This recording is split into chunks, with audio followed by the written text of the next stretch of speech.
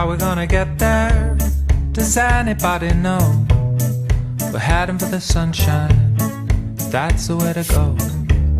It's looking like a good day, won't you come along? Lady luck has found you, nothing can go wrong. Hi, I'm Ann O'Brien. My name is Dick Storm. My name is Teresa Walters. I'm Sherman Zimmerman and volunteered for going on 11 years. My name's Mike Kreider. I'm Joan Pierce. My name is Pat Copeland. Up to you. And I'm Barb Riley.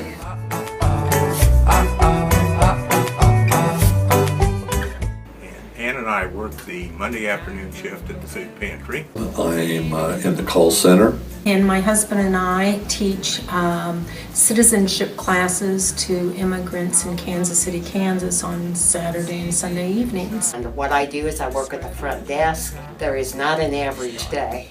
Every day is entirely different. I was able to go out into the hospice arena to work with the families, not only with the family but also with the client, to show some compassion and some love.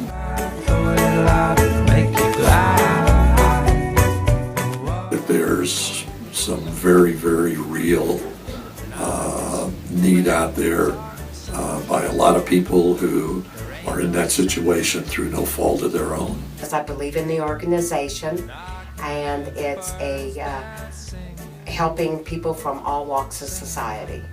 But long before I retired, I made up my mind that I wanted to do some volunteer work for an organization which would become involved with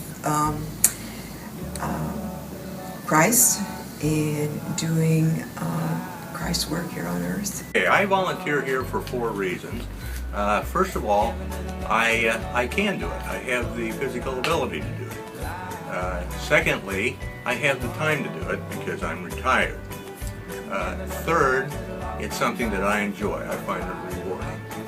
And finally, it's something that needs to be done, and the need just seems to be increasing. I volunteer because it's a way of giving back. I realized at one time in my life I was in the same situation where we needed food or help, so I volunteer for that reason.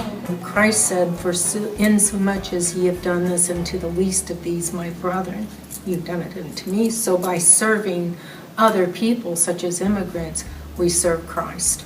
Another important part of doing the hospice blanket visits is the fact that we both have been in the situation that the families are facing now. I lost mine 11 years ago and she lost hers 22 years ago. But just being able to talk to someone that's been through it means a lot to them. If you give a little love, It has certainly made me stop and think about all of the blessings that I have in my life. I've made a lot of new friends, including this guy. It's opened my eyes, I think, much more to the needs that are out there. Humility is the first word that came to mind when you asked that question. It has definitely made me more humble and appreciative. By serving immigrants, we can see the United States through the eyes of other people and what it offers to other people. And it's really a great opportunity. I'm just more grateful for what God has given me. It's the other day where we went and visited a guy or a patient that she was 64 years old and dying, and the guy was just didn't know how to accept it, but by the time we left he put his head on my shoulder and just sobbed. And the feeling you get is just something you can't describe. give a little love, it'll all come back. Throw a little out, it'll make you glad.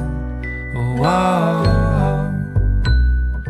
They mean everything to Catholic Charities. Well, the volunteers mean a lot to not only Catholic Charities, but to Catholic Community Hospice. I have a wonderful, stellar group of volunteers who I appreciate very much. It's pretty difficult to really put into words or to quantify what they mean. The food pantry is a good example where they are involved in the process from beginning to end. Volunteer hours in Kansas are worth $18.45 an hour, and that's an estimate of what it would cost to pay someone to do the work.